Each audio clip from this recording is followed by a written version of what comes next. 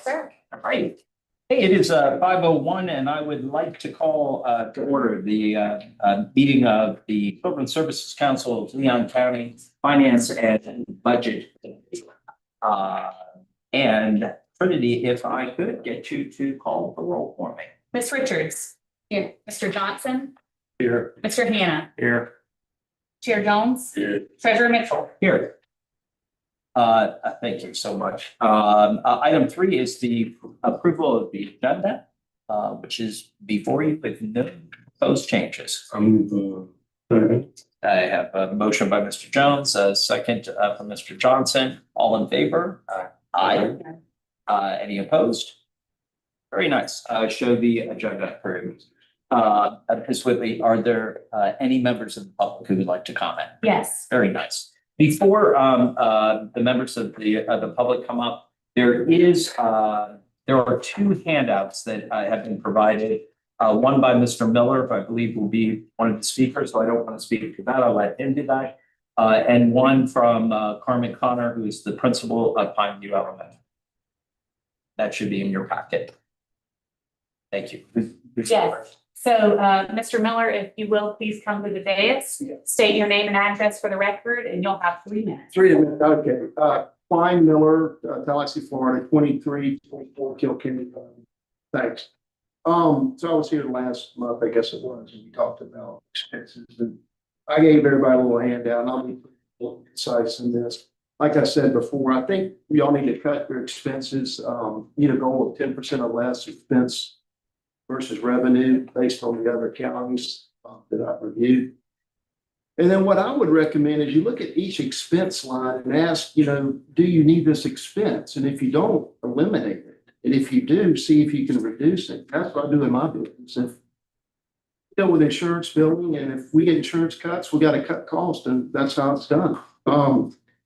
Question, when is the lease up? I was told that Rocky offered free space when y'all started, and it was declined. And the question would be, why would you turn down free space versus paying, what, $70,000, $80,000 a year in rent? So that would be something that you might want to look at information about. And the other thing, y'all don't work for your money, it's given to you. So my question is, you have 10 employees, 6 full-time salary and 4 contract. And last year, I think y'all's payroll was over $1 million. That's a lot of payroll. What agency that's designed to give money back to the community, and taxpayer money is funding this. So that seems that's an average of $102,000. You divide that, so that's very extreme. And then in the May payroll of this year, all the salaried employees got between a 43% and a 50% one-time bonus. So the question is, why? What's the point of that? I mean, that's ridiculous. Can some full-time employees be shifted to contract? I don't know. And the last thing, I think the millage rate should be rolled back to the 0.3297. I think the money is there. I think if you cut your cost, even with the property values increasing, you'll probably get more money than you did last year. And if you cut your costs, I think you'll do very well. Thank you. Just one point of clarification.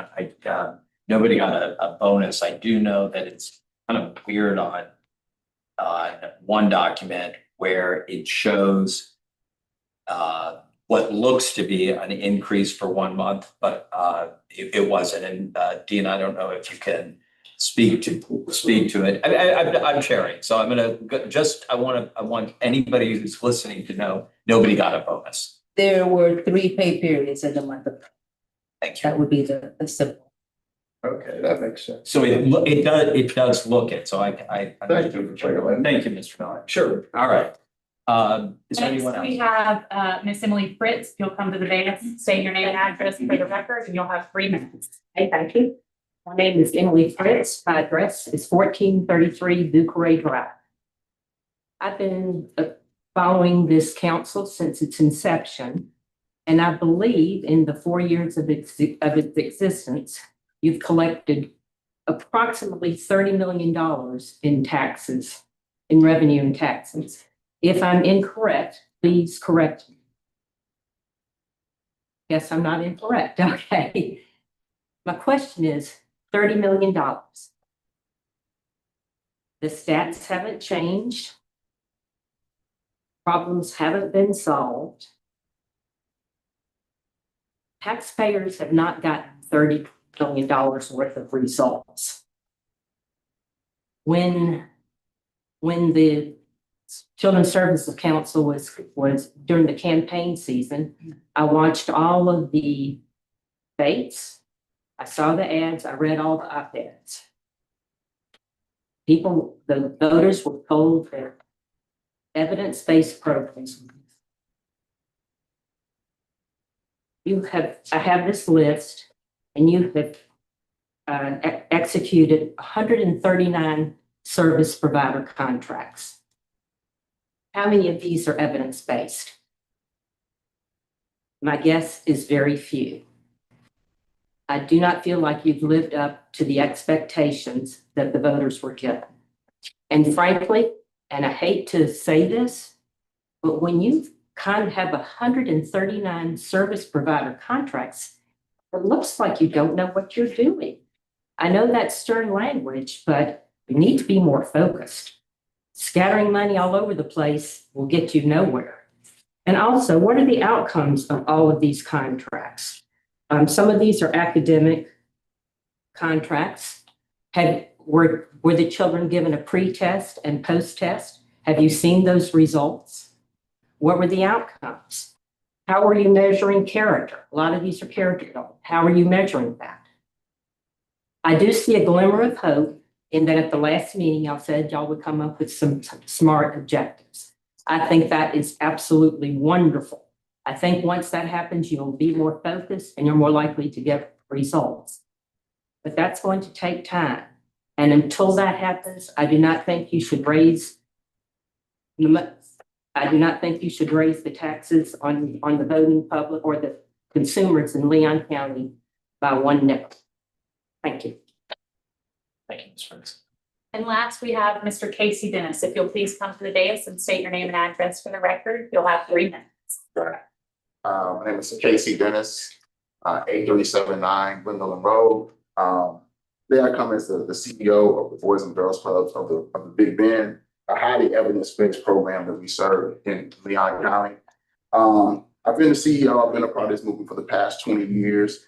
I'm working to improve the lives of young people in our community. And I can say that without question, the Children's Services Council of Leon is one of the most important partners that the Boys and Girls Club of the Big Bend has.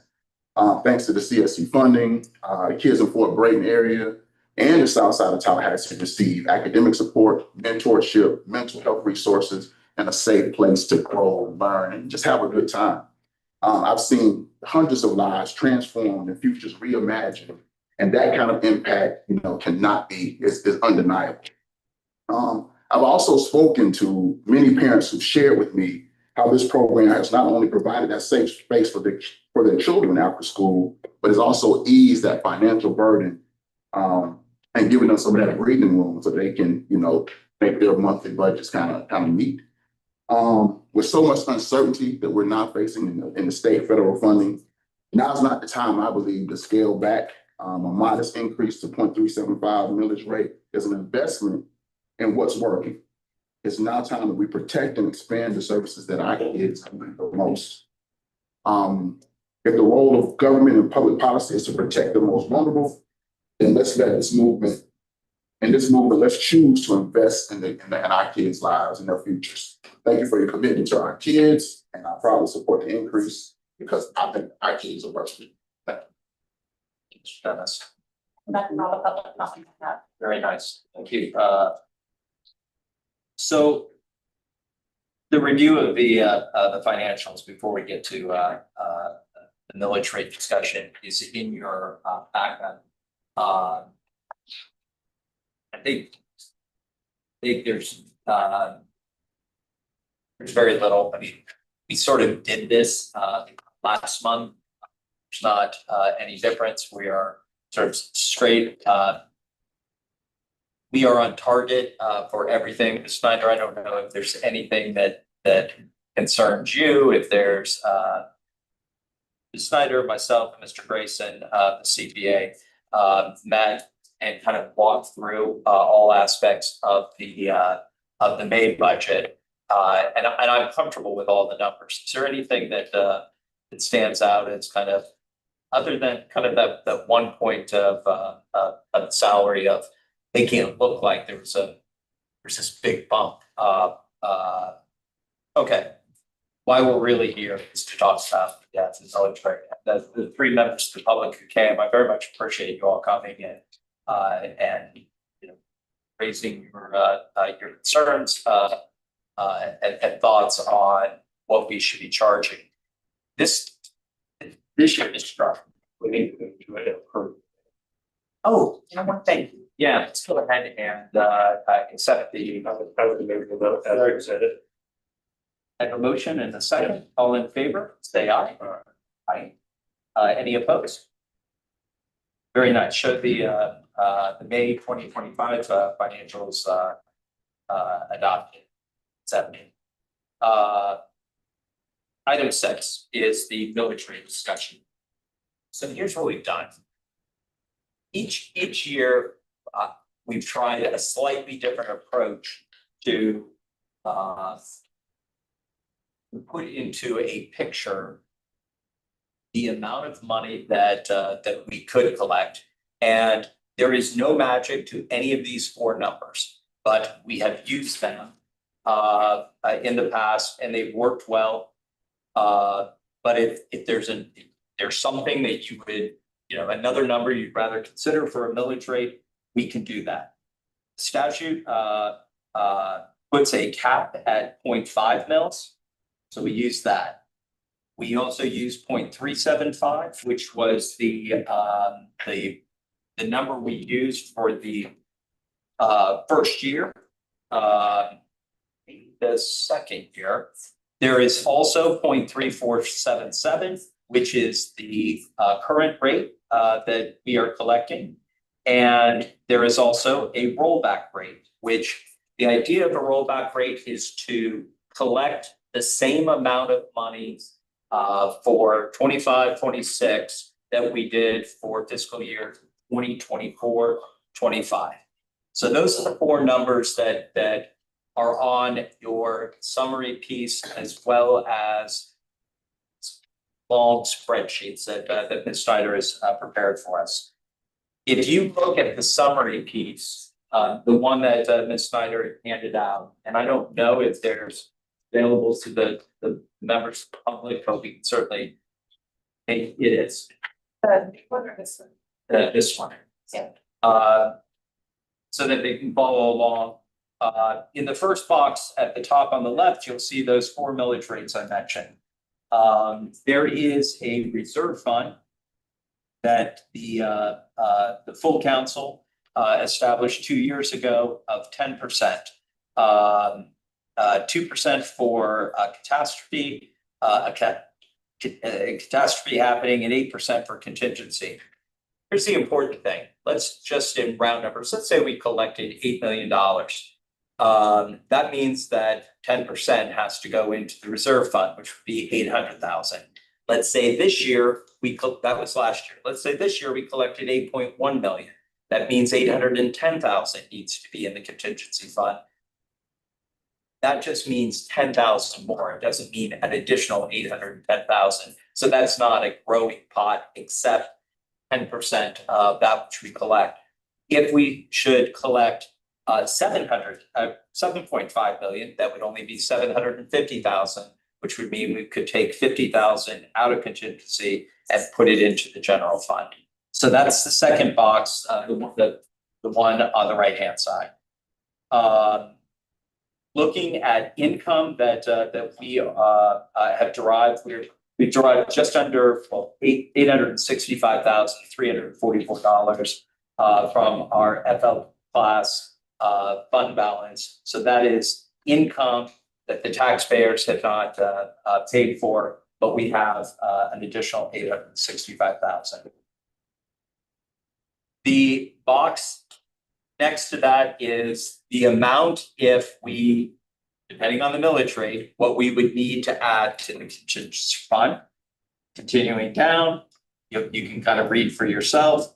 But this is a really nice overview of the balance. If you then go to the second to the bottom box, this is anticipated program investments based on input and votes from the council.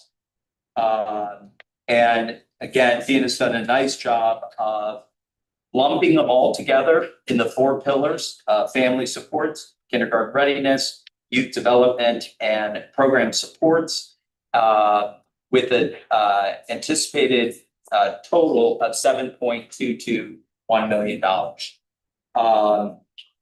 If you're looking for a little more granular detail of those lump sums in those four categories, that's where you would go to your spreadsheet.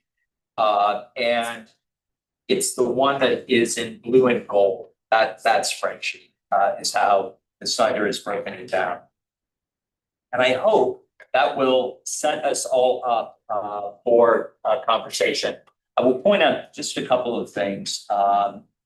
And people throw around numbers a lot. And Mr. Dennis talked about raising it to 0.375.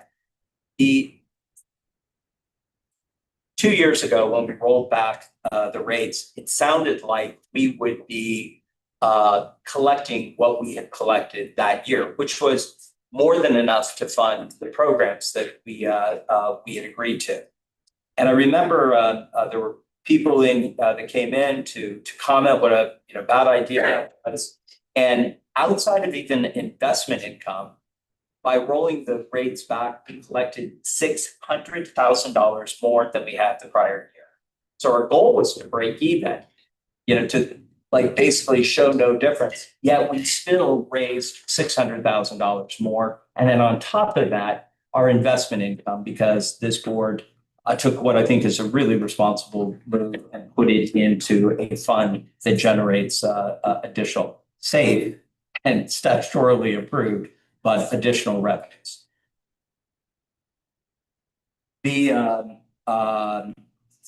Where we sit from a cash standpoint, how much we have more than enough to fund everything that this council has up to this point considered important, and that is the $7.221 million that Ms. Snyder. Okay, 7.221,105. No, $7.2 million.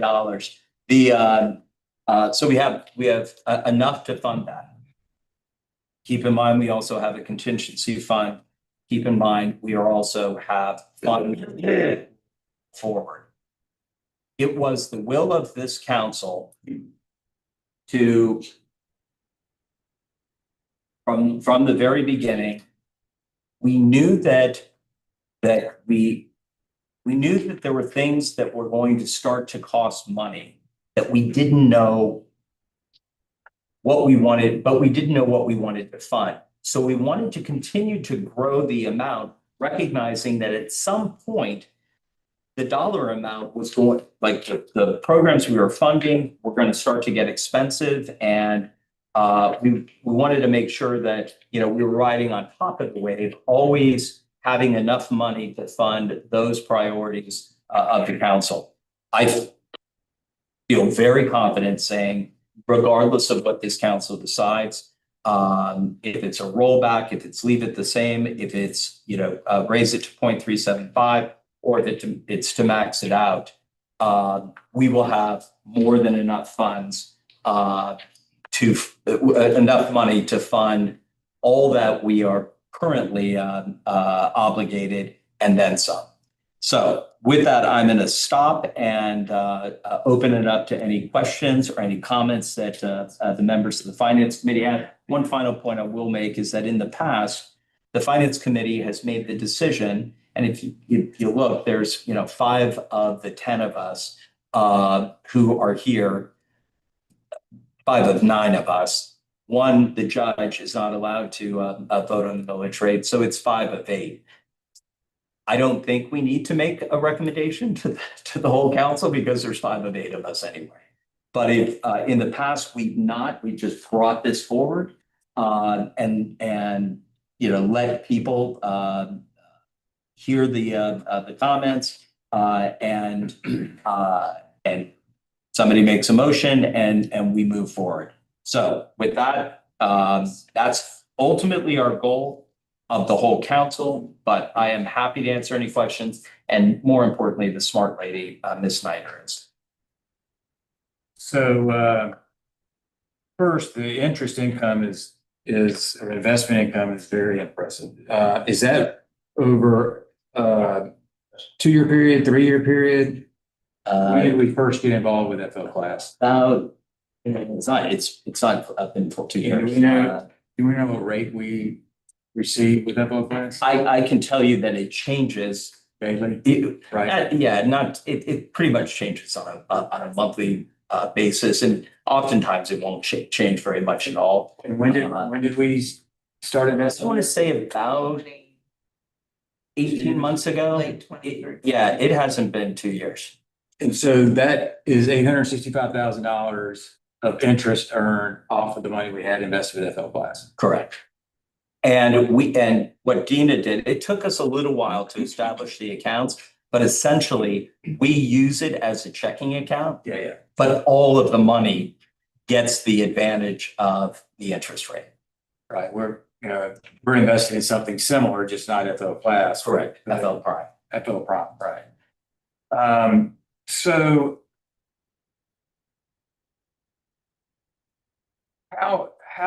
remind me how, first, let me say this. I asked Sika, and I think this is what was mentioned to you earlier, send me a list of I wanted to see the spreadsheet of all of the programs we have invested in. I think I would encourage you, and I'll bring copies to the whole council next week, to look at this. And then you can have whatever takeaways you have. I have my own that I might talk about today, that I may talk about next week. But I would encourage you all to look at all of the organizations that we have invested in, how much we've invested, right? And I think the total is around 22 million at the bottom of the sheet. Secondly, remind me, how do funding proposals come before the board? Are they just on the recommendation of the executive director, or can a council member make a motion to fund a particular program? Oh, Sika, you want to take a stab at that? Sure, I'll take a stab. Yeah, I know it. So when we first did the needs assessment, the needs assessment had 2 parts: recommendation for quick funding and recommendation for long-term funding. The quick funding is where most of the summer funding cycles came out of in 22. And then the long-term funding is what we based that first strategic framework that we put together for this council, with recommendations on programs to fund to fill the gaps that were identified in the needs assessment. We have now recategorized that framework, and we've given it to you guys a number of times in 3 areas: kindergarten readiness, youth development, and family supports. So as we looked to bring items to you for possible funding, it met right with that framework. And so if you look at the new framework, you will see what you have approved for funding. And then there are even some down there that we are just suggesting, given what the needs assessment recommended that could be funded to help fill those gaps. And so that is how we have brought proposals to you. We've also had conversations with funding entities at the behest of some council members. So for example, ELC, that's how that program was brought to help with the Alice families in that instance. And then again, we brought a renewal for that, which now will wait, because we're gonna wait and see what happens with the budget. Council members can absolutely look at that framework and bring possible funding opportunities to the council. You need to keep in mind, though, that if there are more than one entity that can provide that service, then we need to procure it, because we can only do sole source in the case where there's only one. And if I take you back to the strategic planning that we did, we talked about the 4 ways that we fund. So RFA, RFP, ITN, and then sole source. So that is how we now have this almost $22 million that was invested is through that framework. So everything we've invested is aligned with that framework and aligned with the recommendations that came out of the needs assessment. So I'm back to my original question. Can a board member bring a proposal forward and make a motion that we fund a program on their own? A board member can do that. And let me say, So we will look at that to determine if we need to procure it, because, for example, if it's a program that you bring and there are several entities that do that work, you would be in trouble. so help guide me on this one then, Sita. Sure. So last week we were notified that the federal government has frozen all 21st century before school and after school programs. For us, it's about a $2 million, over $2 million hit for our kids, predominantly in all of our Title I elementary and middle schools, to have before school and after school activities and tutoring and things like that. It's a big deal for us, and not only for us, but for schools across the country. And so my question is, and it goes back to when I voted on this millage, I would like to try to keep those programs in our schools, even though the federal funding has gone away. So how- I think I know what you're asking. I didn't let you finish. I'm sorry. No, you did. I think you know where I'm going, because that's going to help drive any recommendation I make about the military. So will you allow me to confer with General Counsel, Fred Springer, because he's the foremost authority on procurement, to see if we would have to procure, or if, because we've already procured in an out of school time, that we could look at something that could be brought to the council specifically for 21st century.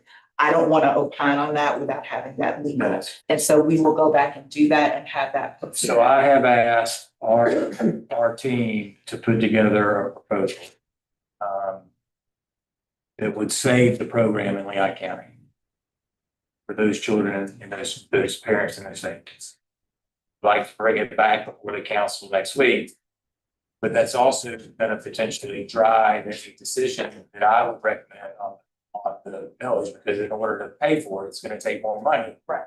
Only way to take more money is to increase the military. You understand? Yes, that's. And so we will, I just want to make sure that we don't put the council in a legal situation. Because I understand 21st century is a specific program. I think we'll be okay, but I don't want to go on the record to say, yes, bring the proposal, and then it turns out we can't. From two points. One, I think by allowing the school district to do it, because it exists as a program, I think is where SEEK is getting, sort of like the early learning coalition. We were not required to procure it. We could do a sole source to the ELC. They're the only ones who are essentially doing this. I think, again, I don't want to opine for Chris Rowe, but my guess is that the school district likely do it. Doesn't mean that there's not others out there that are administering after school programs. As it relates to the funding, two important things. One, we have a contingency fund that's got about $800 and something thousand in it. So if you're trying to get to $2 million, we have a contingency fund. Certainly, be it a natural disaster, a man-made disaster, something that we were not expecting, which is why the contingency fund was built in the first place. We could certainly use funds from that. In addition, even if we didn't have a contingency fund, we actually have cash that has not been designated for a program. Remember things like the Family Resource Center. We have 4.1 million, 4.2 million budgeted for it. That not all that money is spent. nor is it committing. So there's money in that. There's money in pots that we could certainly get to, for an after school. And the reason but I would love if somehow we could internally say that just can't.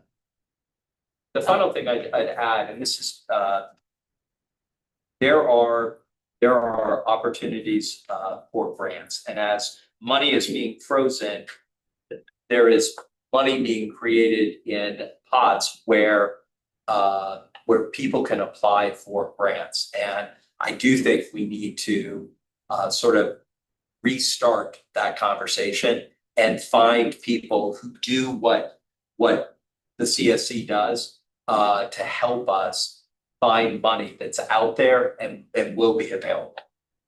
And to me, this is like a natural. Mr. Treasurer, Sure. let me also make sure, for our public as well, the statute prohibits us from funding anything in the school district that is wholly funded by the school district. So that is the other piece that we need to take into consideration as I talk to general counsel about. But they don't- funded by the federal government. It's by the federal government, not the state. Understood, I just want to make sure that we are free and clear on that, so we'll get. And We'll it's get been that. funded by the federal government for decades. Yes. So Yeah, that part, I don't think I only worry about, would there be someone who said, wait a minute, we can offer an after-school program that's just as robust. Again, I think Mr. Rowe can opine for us. I think we're safe in saying probably the only one who is able to do it on a countywide basis would be the school district, and it is not money that comes from the schools.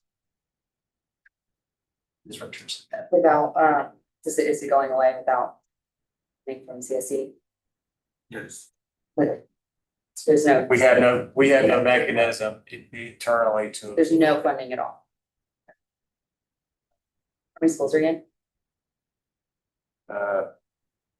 13.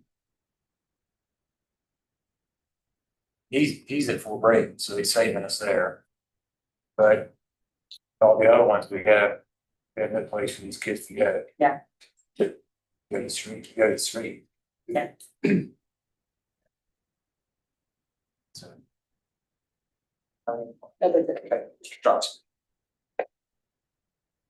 So this follows along the line. I at least heard some sound bites that you have a $12.5 million hole in the school board. Are there other areas besides the pre-after school that we should at least be aware of and kind of collective thinking, or? No, so we have about 6.2 million on the federal side. This is 2 million. 21st Century was 2 million. All of our, the other part of Title IV is programs for gifted students, advanced students.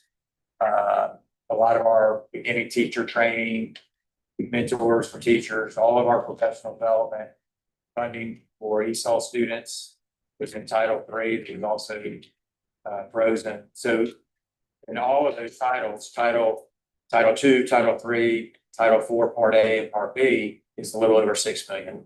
On the other side of the ledger, on the FDFP side, we received about the same amount of money we did from the legislature last year. But we've had, additional costs of health insurance. I was talking to Mr. Miller before. Health insurance went up 3.2 million. Our contract with the Sheriff's Department to have deputies in our schools mandated by law went up 400 grand. Contract to have school nurses in our schools went up 400 grand. Cost of utility is going to go up between 600,000 and 700,000. Contributions to FRS are going to go up about 800,000. So there's about $6 million of additional expenses we're going to have the same amount of revenue. So in total, it's going to be between 12 and 13 million dollars on the state side of the numbers. It's not good. And this is just a continuation in general, maybe to Sika, if you've been hearing of any other social services agencies that are directly impacted by cuts. That I'm not a proponent of saying that we're the bank, but I think that having awareness of needs where kids and families could be impacted, as I heard the superintendent say, would at least help inform how we start thinking about millage rate. So I've talked directly with a couple of programs, but keep in mind that this council will be receiving a presentation from United Partners of Human Services on next Thursday that will speak to exactly what you have asked. Yeah. And if I may add, across the state, the other 10 CSCs have been getting lots of input from their providers who are going to have to reduce services to children and families in their communities because of these financial challenges. Well, I would say it's in particular important for the ones that we've made significant financial commitments to make sure that they have a way to stand on their feet with what we've provided and what they've got as known funding. Of course, my last question really is, I'm a big proponent of identifying funds and resources to update and round out our needs assessment. So could someone point me to where we have any dollars in any of the budget performance for that? Would you like me to do it? Yeah. Okay, so if you, so I got two pieces to that. So if you go to page 13, and it's the long budget, and look under programming support, you'll see program research and analysis. Okay. When you go to the new budget proposals, I'm sorry, the budget line items, we upped that to about 80,000. Now, part of that was going to be an RFP that we presented to the council for a bit of an update and community thought process and all of the things. The executive committee has asked that we hold off on that RFP right now. We were gonna try to do that this year, but they've asked that we hold off on that and take that to the strategic planning ad hoc committee for them to look through that RFP and see how it aligns. But that was the initial piece that we were looking to do as a bit of an update to the needs assessment and community perception and focus groups and all of the things. And they're thinking that maybe we could do something similar with a long goal. That was in the meeting that preceded this meeting. And so at this point, we won't have that on the agenda. That's going to happen next Thursday. But it would be a small update. It's not a huge update to the needs assessment. Have you had discussions with the county or the city on any willingness in participating in it? Because I'm not looking at something that would just be with CSC lens. I'm wanting to understand more holistically what community investments are being in the areas that we prioritize. Because quite candidly, I read United Way's priority funding, and they went through and talked about essentially, not exactly, but essentially the same supports that we have. And they're making a lesser investment into the community. But we need to understand, I think as council members, where are these funders putting their money in a heat map within our community so that we can better understand and make smarter investments collectively. So Mr. that, Chair, I'm sorry.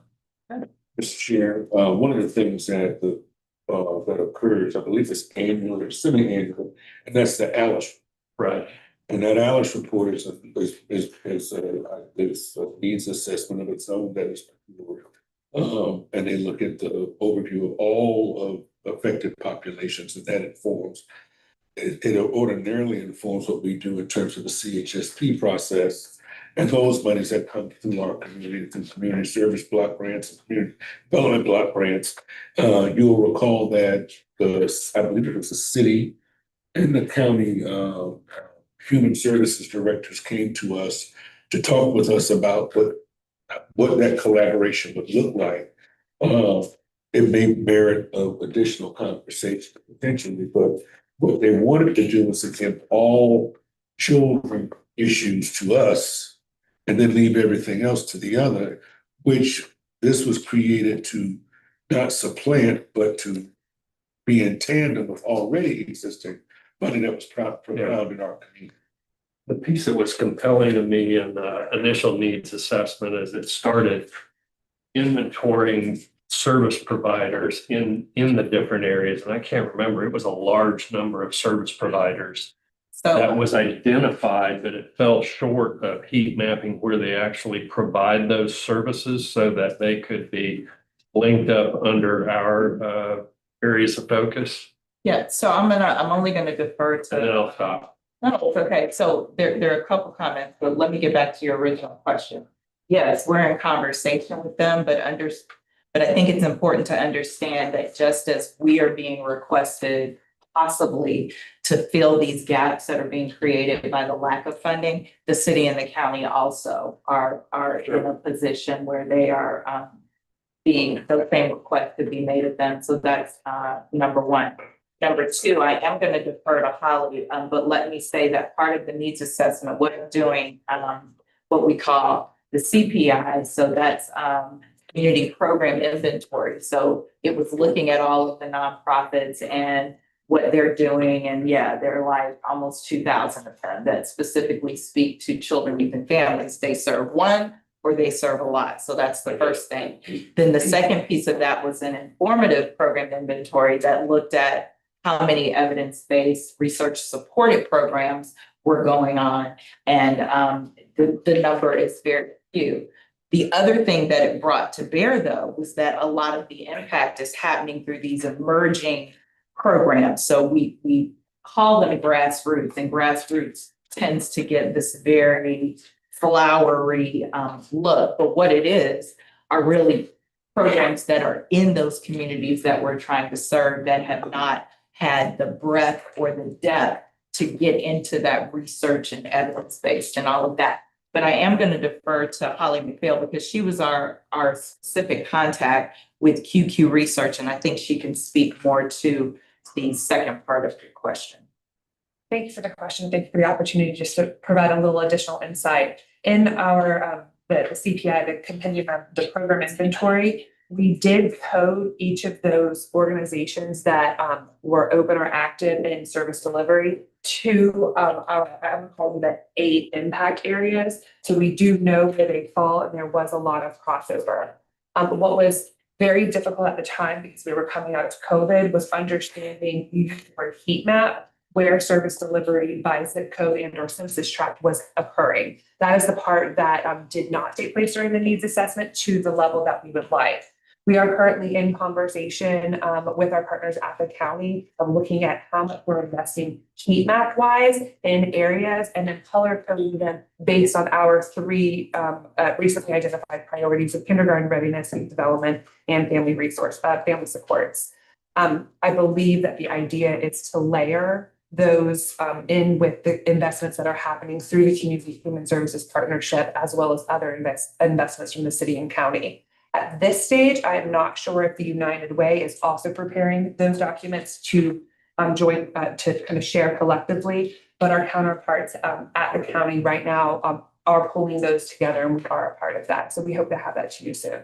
And last thing I'll add, and then I'll be quiet. I also have gotten information that the Salvation Army is in the process of doing the same thing that you're requesting. So before we get into a place where we're spending money, I think it's a conversation that we can have with entities that are willing to go in on that type of analysis. And I would say 211 has some inventory of all that as well, right? I have that right? 211.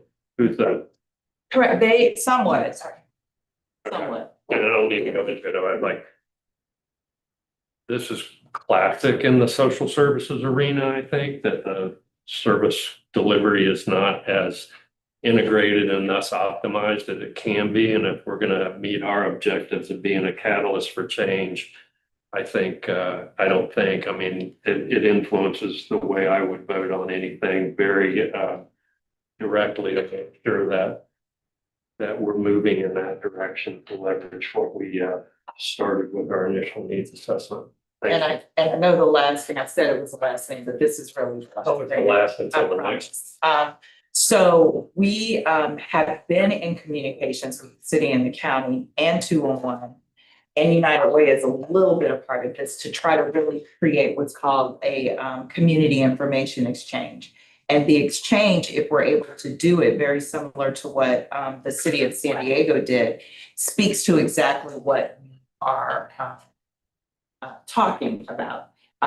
It has gotten slow tracked only because there were some major changes at 211. 211 was going to kind of be that repository, and we were already starting some initial stages on a closed loop referral system. But as they are trying to reconstitute, and they have an interim, I think, CEO right now, and so they've kind of slowed that just a little bit. And of course, now with funding challenges. But to simple answer to your questions, yes, we are in those conversations and see how that shakes out. Thank you. Yes, Mr. Jones. One of the things, I appreciate where you're going. And it might be something for us to revisit. It is critical for us to continue. We started with SIPs. I don't think SIPs was one method by which we do it, but we've got to, as a council, be concerned or intentional about building capacity for the organizations that provide services for us to our targeted populations.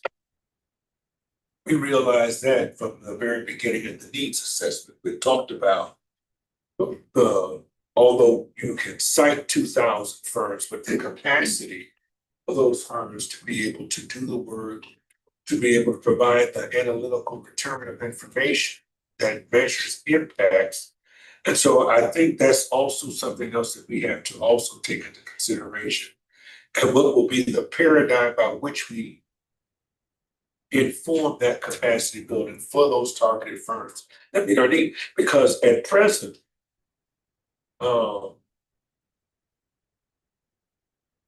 we oftentimes refer to as the usual suspects.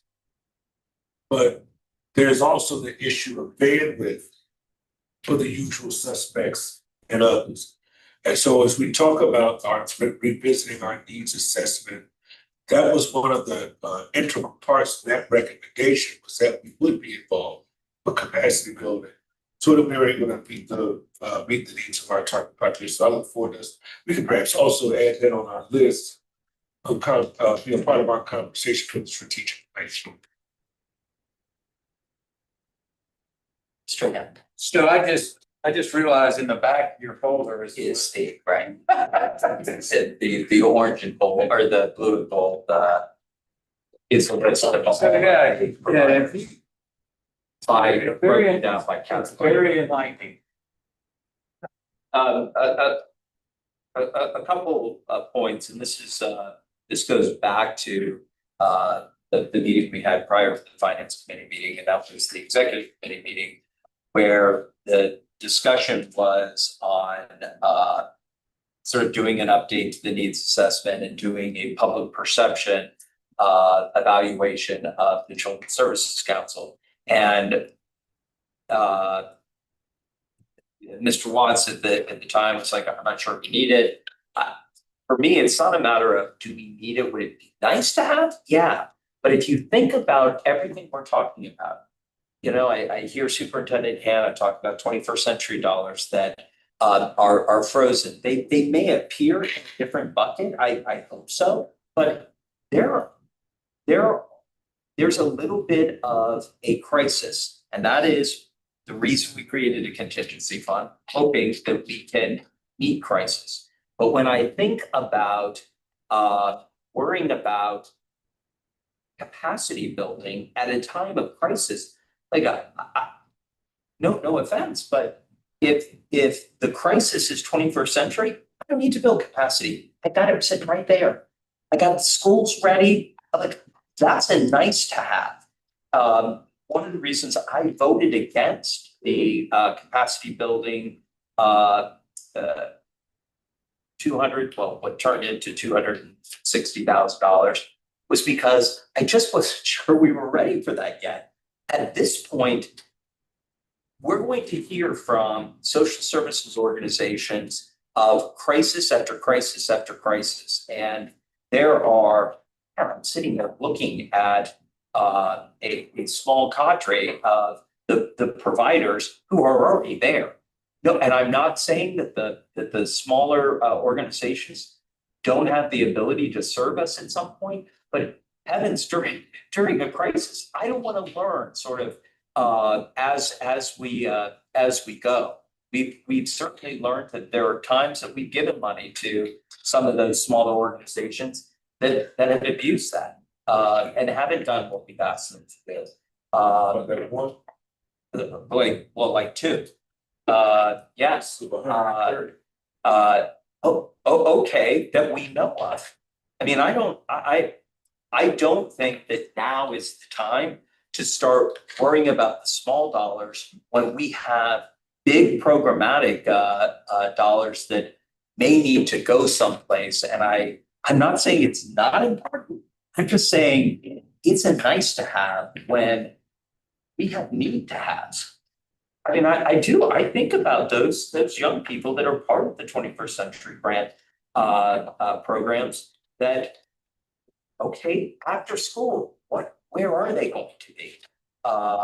And I would rather focus our limited dollars there.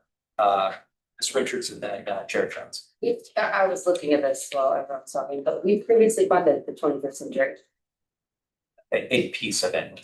So for some, Okay, and we funded it through scholarships through the foundation for the uncounted schools. okay. And we were able to do that then because the summer programming is a combination of 21st century, I think CDBG, and then private pay. So it allowed us to do that. We did it. Okay. Chair Jones. My comments were intended that it be a part of our strategic plan. I understand most clearly as a middle school what the immediacy of our concerns and that elections matter. You don't have to instruct me on that. What I'm suggesting is that as part of our strategic plan, if we're gonna go back and we revisit the cornerstone, a document that informed us that a part of that is also about capacity building, and strategic planning is long-term planning, not the immediacy of the crisis we have here. And I also remind this committee that it was out of our conversations, Mr. Johnson, at the meeting that we had, that I then asked Ms. Green to invite United Partners for Human Services to come and talk about what will be the challenges and they will face based upon what we know is an imminent crisis. But that still does not mean that the other conversations do not occur as well. That's all. I think it's not either or. I think it'd be both and. It is just a conversation that we talk about capacity building, other people who are going to be providing those services, many of them who are already being funded by us. That's all. So, two things. One, didn't we have a list of proposed funding for programs for this coming year? Didn't we have that? Like some was for the year round and some was for summer or? Yeah, so Is that list in here? so they are included. They're included in here. Yes, they're included Right. in that spreadsheet that you have. That was the out of school time that started in the summer and then went to after school program. So it's year round. And we had already approved those. Oh, yes. Correct. Yes, right. And so next week, we are going to vote on the millage rate on Thursday. Yes. The millage rate that will be, that will be submitted to the county to be put as part of the trim notification. Then we will have two meetings. So there's no room, what I'm saying is there's no room in this year's budget There is. to help with the existing millage rate to help There give me is. what I'm asking for. Yes, there is. That's what my point was, is that even if we didn't have a contingency fund, the way, and I used only because it's the largest amount, the Family Resource Center, that 4.2 million doesn't really show up as available, although 2 million of it is available. It hasn't been committed. So They're committed. So it, so no, technically, the concept has been committed. We haven't said to the Children's Home Society, hey, here's 4.2 million. It's all yours over this 3-year period. We can stop we can take the Fort Braden, we can continue what we're doing. That funding is in your budget. There is what's remaining that shows not available, but it is available. Again, those are decisions that have to be made, but we have enough in our budget right now that your $2 million could be funded. Without us preempting an already existing one. Without us, that's a kind of a funny way of saying it. Without us, it would mean making a decision in not opening a new family resource center in a new resource center. In Macon community or whatever. Okay, so may I just clarify? So technically, when you all approved the Family Resource Center, you approved $4 million to go with that. We did the ITN. CHS was awarded, and what you decided was, instead of just awarding, doing a contract for the whole 4 million, you broke it down into pieces. CHS has now gotten about 1.2 million out of that 4 million, but the balance of that is sitting over there and has, quote, been committed to family resource centers. Keep in mind, CHS will be coming to you in September to do a sort of an expansion request, feasibility request. And just as a preview to that, the request would be to continue with the 2 centers that are currently functioning and then look at the possibility of a mobile unit moving forward. So I just want to make sure you have all of the information before you look at literally defunding what we've already approved and redirecting it somewhere else, because it could affect what we already have going.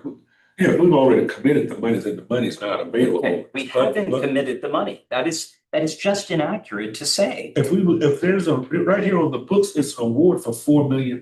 Okay, we did not vote on $4 million to be allocated to the Children's Home Society. We voted on 4.1 million as part of a budget proposal from 2 years ago, where we were going to dedicate of the money we raised from taxpayers, $4.1 million would go to Family Resource Center. There was no, remember, this was an item that when it came to the council, we decided to take a baby step by opening this one. We still had the money sitting there. So it's not, it would be disingenuous of me to say that the council hadn't committed to the concept of spending $4.1 million on the Family Resource Center. But that money has not been committed. So we would be revisiting it to provide the Yes, sir. additional funds? Yes. Yes, that's exactly right. Remember, what Sika just said is that the folks from the Children's Home Society are going to be coming forward to talk about what their expansion is. We haven't said yes to it. We have taken it sort of off the books so that we're not looking at it. But that money has not been spent, nor has it been committed.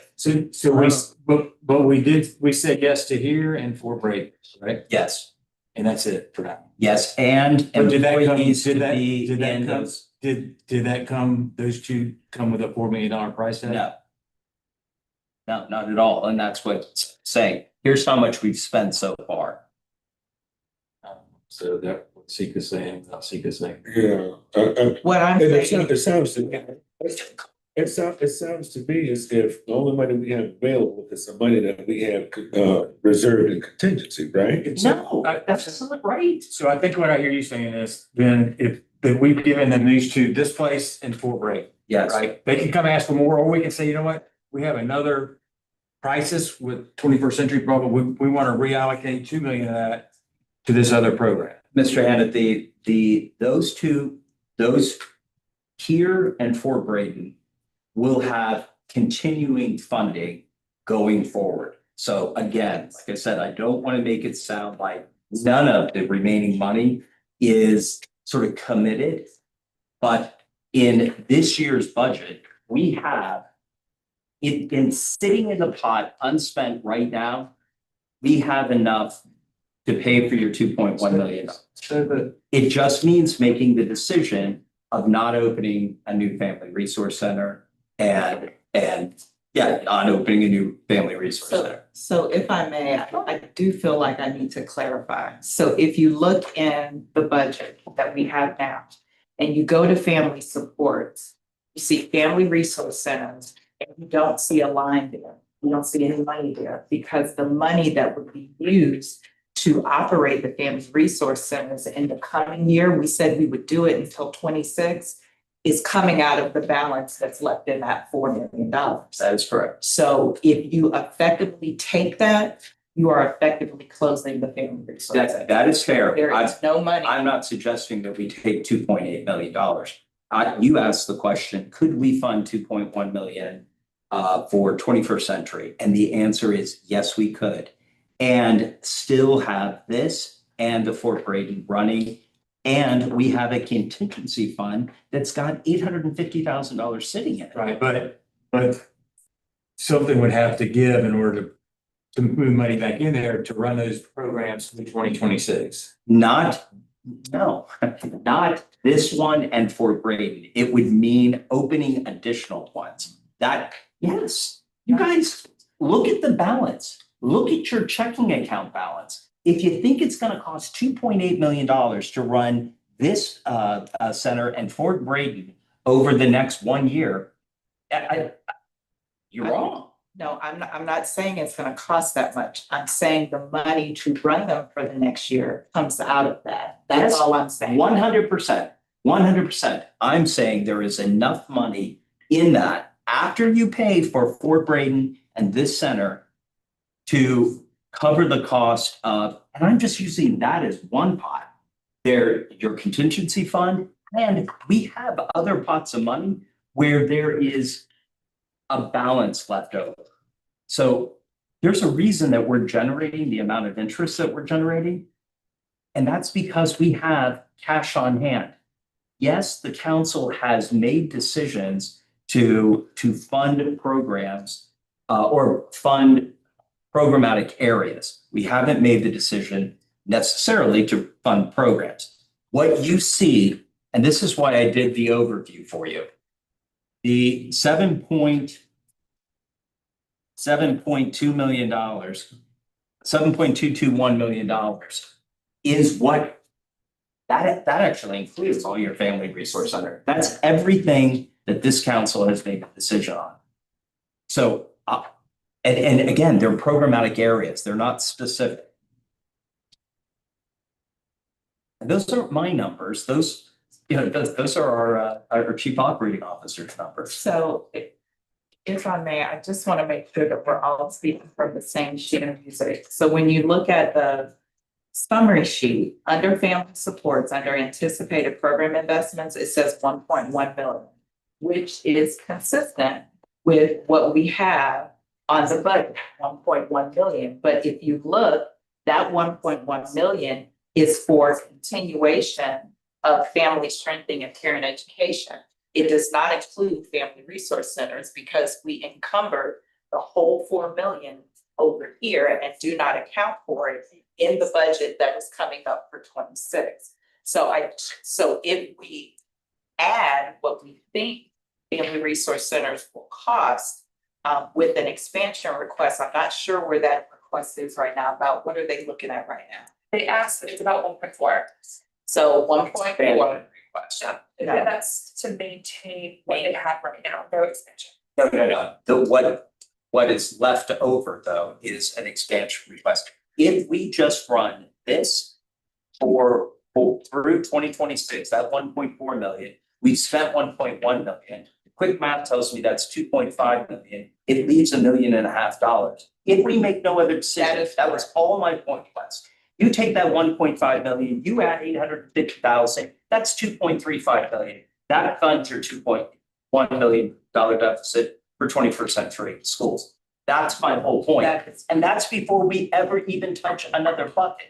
I only used it because it was the largest amount. I'm not saying cut Family Resource Center. I'm just pointing out that there are difficult times that this council's going to face, that all social services organizations are going to face, which means that families are going to be facing them. And at some point, the people we ask to fund the programs, they too are facing these difficult times. And that's the conversation we should be having, is how it affects everyone. I am glad you brought up 21st century program and the after school program, because it's something I believe in, Superintendent, and it's something that, all things considered, I think it's a need. I don't think it's a nice to have or a want to have or good to have. I think it's a need. That's just my personal view. And that's why we have 10 council members, all coming from different backgrounds, and let the will of the 10 of us be the one that prevails. So how do we manage the superintendent's request? If I could just for a second, on that, I want to make sure that when superintendent asks the question, how can we fund programs? Can a council member come forward with a program request? The answer is yes. When you make that decision, whatever the decision is, if it was, we want to have tea parties for everyone after school, and that's going to cost 2 million. The council has to make the decision, what are we going to give up so that, tea and crumpets can be served? Well, it's either what are we gonna give up, or are we gonna generate more revenue, Exactly. right? I think that's the question. Yeah. Do we wanna try to generate more revenue to make up the loss of federal funding? Or do we wanna give up something that otherwise we would fund with what we have? And again, the reason that I made sure that you had the numbers is that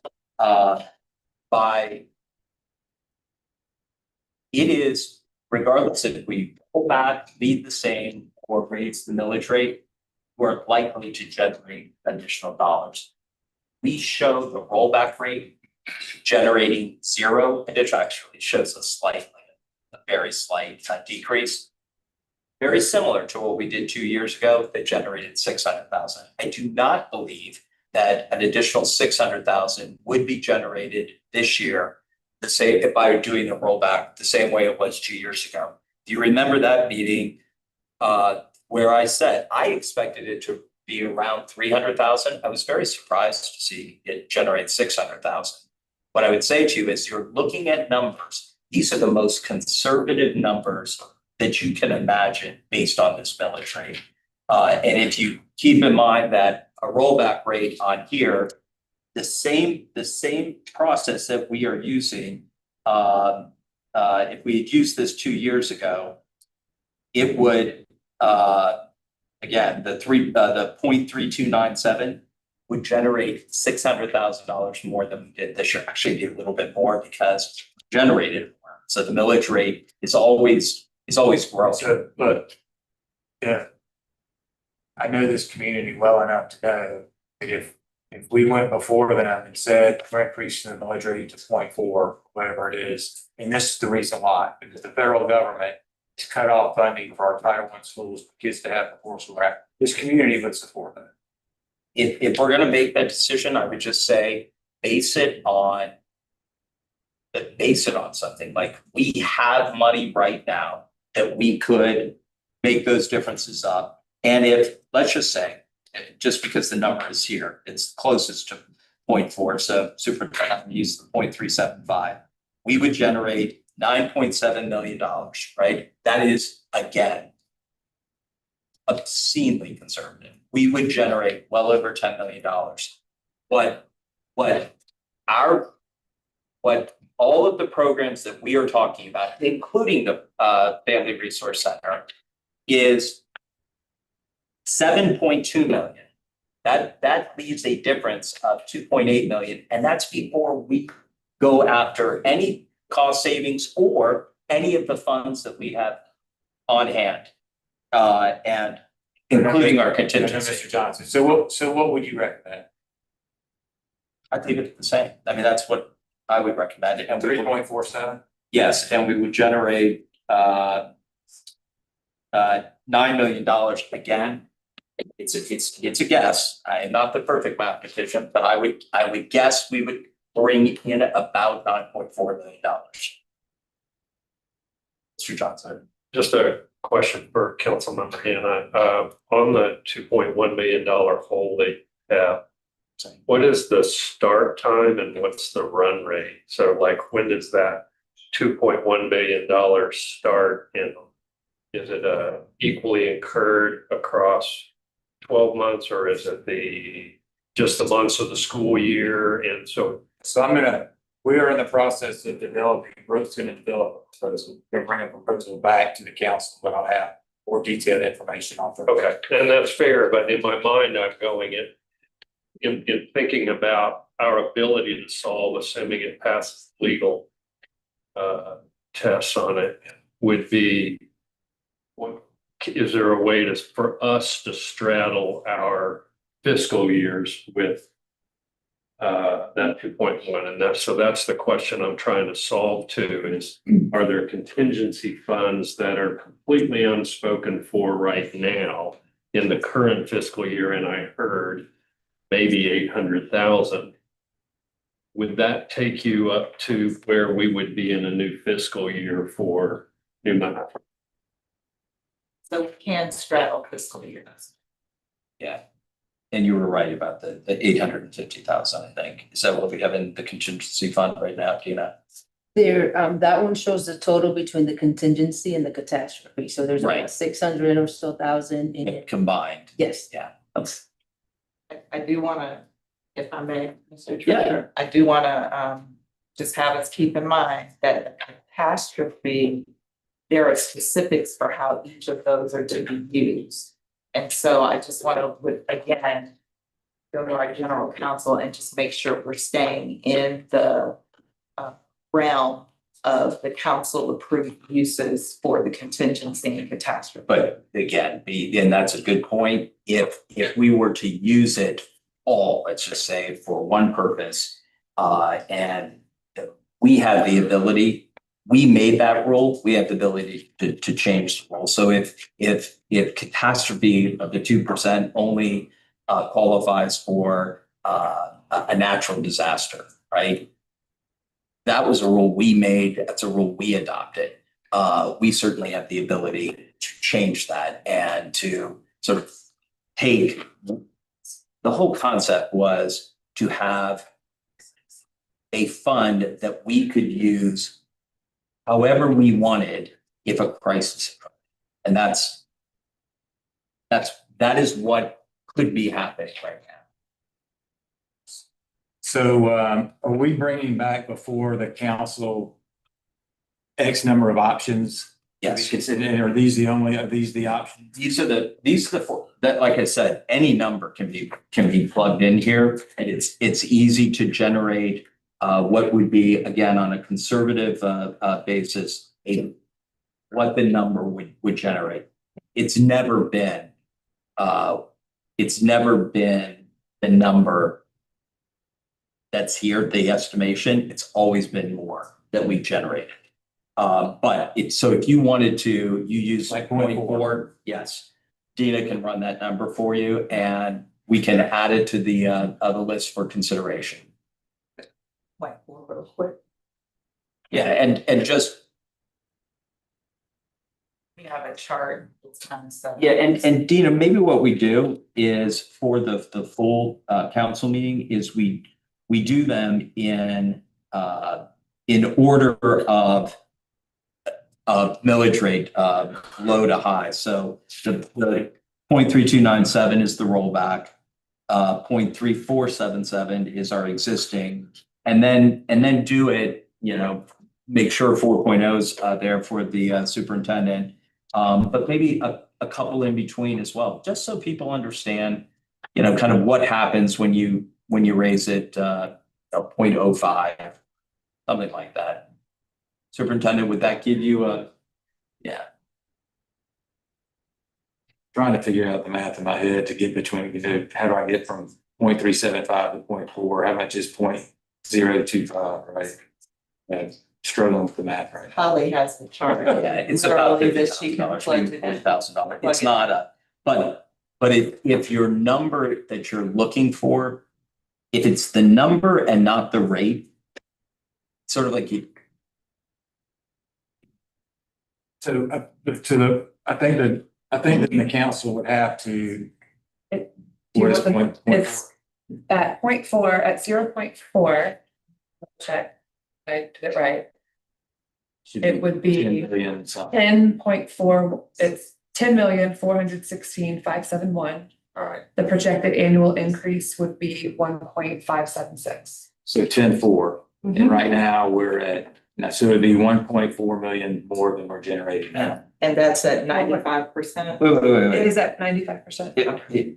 Wait, you're saying that No, I didn't change it it. generates $700,000 by raising it from 0.375 to 0.4? I don't think you did that right. That number's off. Sorry, No, 10. well, if you moved up 700,000 going from basically 0.35 to 0.75. I'm going 0.375 to 0.4. So 0.3477 to 0.375 is a $700,000 increase. right. So every 0.25 wouldn't generate.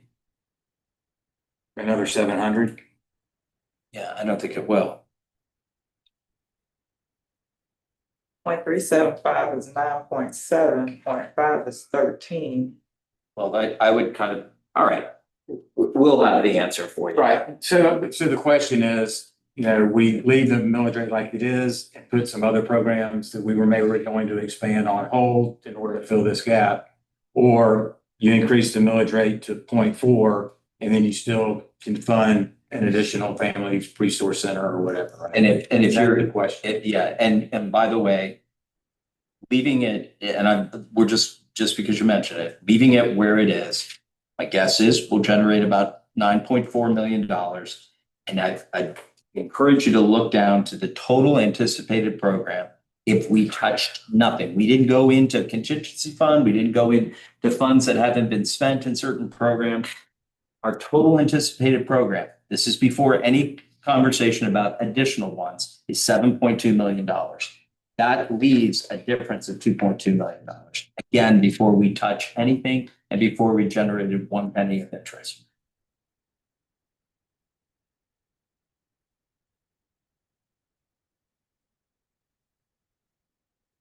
Okay. I knew I should have had a good night's sleep last night. Yeah. Okay.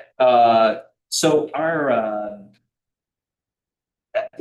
the next item is the committee recommendation. As I mentioned in the past, and Ms. Richards and Mr. Johnson, you haven't been on that committee, but we just said we're going to bring it to the full council again. It's the 5 of us plus 3 more. It seems a little silly to make a recommendation to those other 3 without sort of the benefit of this lively conversation again.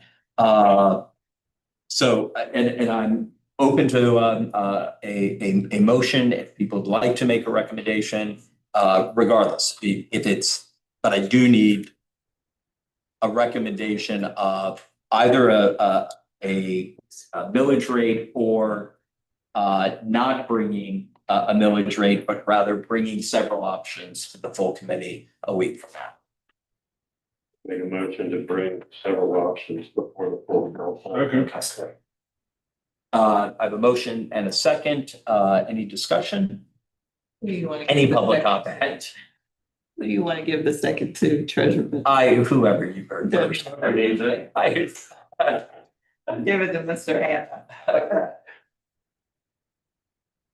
First public comment is Miss Emily Fritz. That was interesting. I wish I brought some popcorn. So anyway, I appreciated listening to that discussion. It was very interesting, and I'm glad to hear that y'all put thought into this. One thing that did not come up, and I was sitting here thinking, oh, I wish I could speak, is you voted at the last meeting that y'all were going to implement SMART objectives. Once you do that, if you do it right, that will save a lot of money, because if you do it right and require, when you issue the RFPs for the providers, Mr. Jones? Okay, just, anyway. Make your comments. Okay, all right.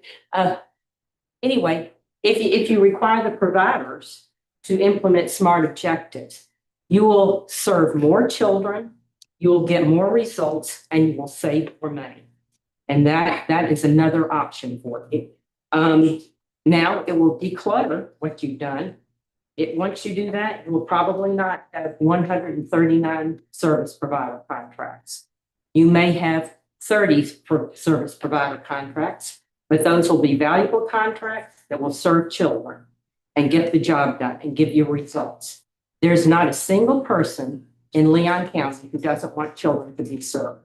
I know that for a fact, and I know people from all walks of life, all political points of view. Everybody wants children in Leon County to be served. And the majority of people in Leon County also want taxpayer dollars to be spent efficiently. Again, I'm excited about the SMART objectives. That will free up a lot of money. It will get more results, and it will declutter the system. So there's really no need to raise the military. Thank you. Next, we have Miss Kelly Oddie. Please state your name and address for the record. You'll have 3 minutes. Sorry, now I'm all stiff. Kelly Oddie, 1075 Alameda Drive. I have like 90 things scribbled on a note, lots of them with exclamation points. So I just wanted to start by saying I am a taxpayer. I pay 54 whopping dollars a year for my Children's Services Council fee, which works out to $2.32 a pay period for me. As a taxpayer, I'm asking you to increase the millage rate so we can put more services out there for children. And I'm going to partner that with the fact that I am a service provider. And while I know that we were spending time talking about what's happening in the school district, then my kid went through after school, so I want that to continue. There are a lot of programs that are being hit federally. And the one that comes to mind for me is Second Harvest, which is feeding kids. So they're being hit federally. And there is a high likelihood that they're going to be hit locally as well for a variety of different reasons. And so I think that if you start making decisions on what the millage rate should be based on what you want to fund now, you're going to miss the opportunity to hear from other organizations that are also in dire straits. And that by increasing the millage rate, it gives you some flexibility to fund additional things. Another thing that I heard comes from being a nonprofit. So after 40 years, I'm still feeling like I'm combating the ignorance towards our sector over and over and over again, which I'm fine continuing to do. I think what I'm going to do is just come to every meeting and turn in every speaker card so I can say a couple of things. One is that don't forget when you're looking at funding programs, you also have to fund your organization. So it's not just what the dollars are that are going to your direct services. It's also what are you funding your organization to be able to do? I said this last time I was here, and I'm going to say it now emphatically. You're starving the operations in your organization, regardless of people looking at it and saying they can argue this shouldn't be funded here, this shouldn't be funded here. I can tell you as somebody that works with your team every single day that they should be able to turn things around faster than they are. And that the reason they can't is because they don't have the staffing to do it. So every time you increase the contracts that are out on the street, you're increasing their workload. And so as a nonprofit board member, I really urge you not to starve your staff, because what will end up happening is that the operation starves, then everybody in the organization will get backed up. Everything that you're funding gets backed up. let's see, I think that may have been it. The other thing is about the SMART goals. I understand that I'm sorry, I don't want to speak directly to somebody like I'm not intending to, but we had SMART goals. I don't know what else to say. In the packet today, in the packet that was put on the website, you can see some of the outcomes that came out of the family support grants, which we're in 2 of the categories. If we hadn't achieved, we wouldn't Thank you, be. Ms. Dottie, that's your time. Okay. Thank you. Those are all our public comments. Just make sure you thought. You need to fill out a card, but you can go ahead and comment in the pantry. Okay, yeah, I just want to follow up. I do endorse what Rocky's proposing. My grandchildren benefited from that. I think that's a great program, the after school. I do think, like Mr. Mitchell said, you can find the funds in your existing funds to fund it. I disagree with Ms. Ott. We don't need to raise the millage rate. I mean, look at this, Leon County. They just had a surplus. What did? They gave their employees a 5% raise of my money. So that's not a good use of money. I think if y'all cut costs like I proposed, you have a surplus, like Mr. Mitchell said, you're spending 7.2 million, and at the rollback rate, you'll have 9 million the current rate, 9 million, rollback 8.5.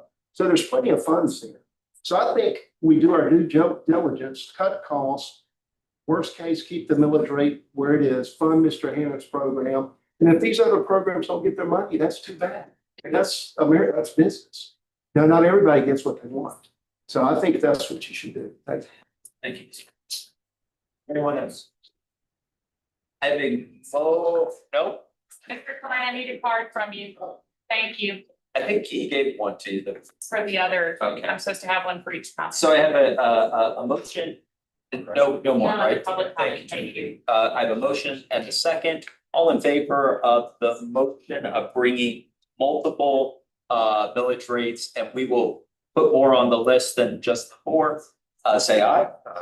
Aye. Any opposed?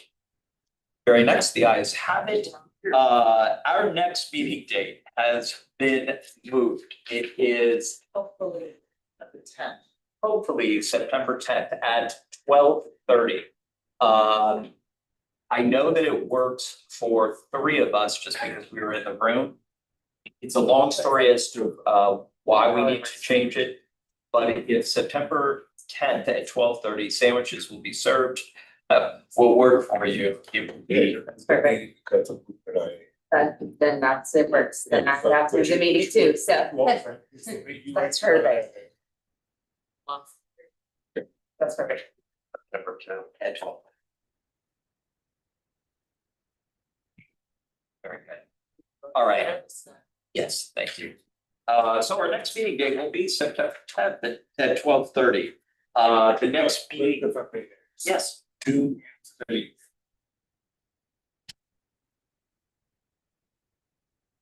A half hour, enough time for the executive. That's what we spent today, right? Yeah. All right. And this will be, remember, we will not be talking about establishing a millage rate, so it should be fairly easy. We will have 2 financial reports to discuss.